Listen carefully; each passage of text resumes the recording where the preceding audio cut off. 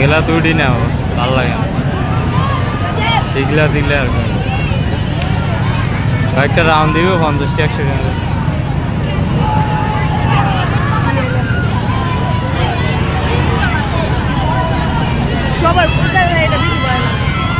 এই যে শুরু হয়েছে।